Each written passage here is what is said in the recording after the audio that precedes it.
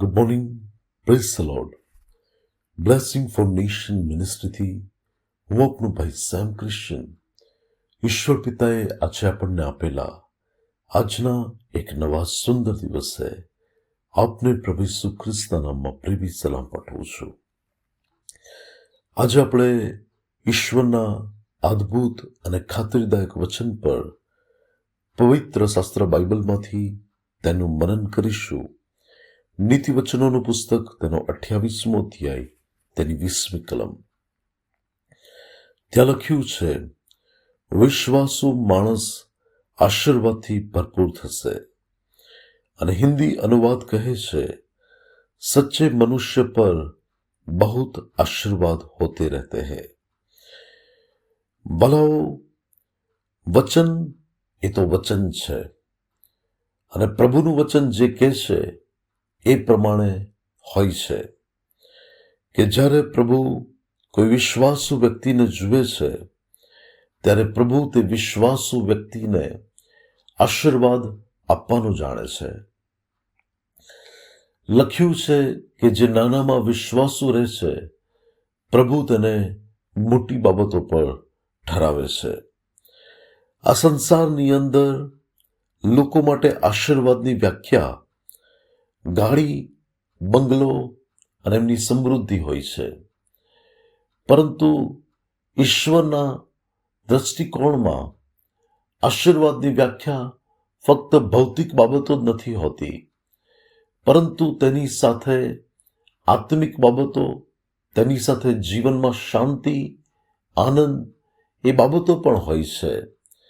કારણ કે એ પણ એક પ્રકારનો આશીર્વાદ છે કે જ્યાં માણસ એક સારી તંદુરસ્તીમાં જીવે, આનંદથી જીવે અને તે પોતાનું જીવન અદ્ભુત રીતે ઈશ્વરની કૃપામાં પસાર કરે.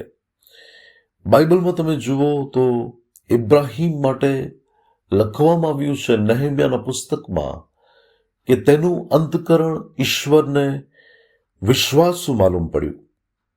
અને આપણે એ જ ઇબ્રાહીમ માટે જો જોઈએ તો ઉત્પત્તિના પુસ્તકના 24મા અધ્યાયની 1લી કલમમાં લખવામાં આવ્યું છે કે પ્રભુએ ઇબ્રાહીમને સર્વ વાતે આશીર્વાદ આપ્યો હતો.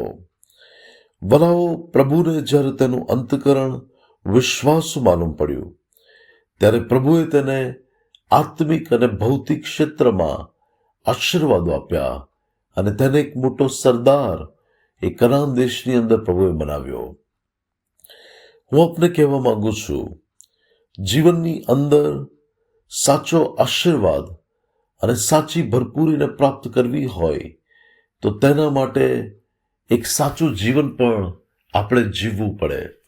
એના માટે અંતકરણની પ્રામાણિકતા અને જીવનની અંદર એક સાચો માર્ગ જે પ્રભુને પસંદ પડે તેવો હોય એવું જીવન આપણે જીવવું જોઈએ.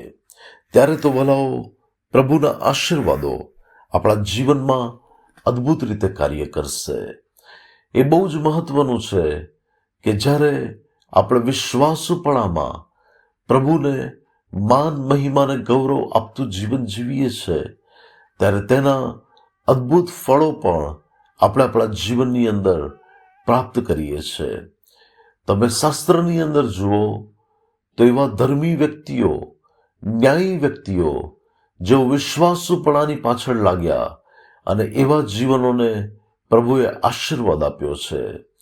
ગીતશાસ્ત્ર 37 પણ તમે જુઓ તો ત્યાં પણ એવા લોકો જેઓ વિશ્વાસુપણાની પાછળ ચાલ્યા, પ્રભુએ એ જીવનોને પણ રસથી ભરાયેલા, આશીર્વાદોથી ભરાયેલા અને પ્રભુએ તેઓના મુખને ઉત્તમ વાનાઓથી ગીતશાસ્ત્ર 103 પ્રમાણે તૃપ્ત કર્યા છે.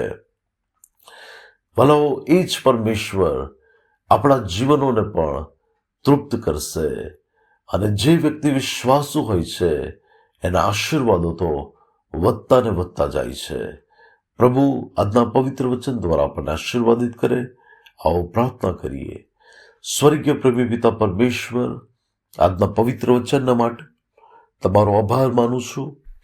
પિતા પરમેશ્વર, મારી પ્રાર્થના છે કારણ કે ગીતશાસ્ત્ર 51માં તમારું વચન કહે છે, તમે અંતકરણની પ્રામાણિકતાને માંગો છો.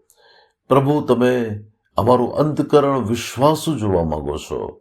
ત્યારે ઈસુ ખ્રિસ્તના નામમાં હું માંગુ છું કે અમે વિશ્વાસુપણાની પાછળ ચાલીએ, વિશ્વાસુપણે પ્રભુ તમારી સેવા કરીએ, અને પ્રભુ તમને પસંદ પડે તે રીતે અમે જીવન જીવનારા બનીએ તેવી કૃપા થવા દો.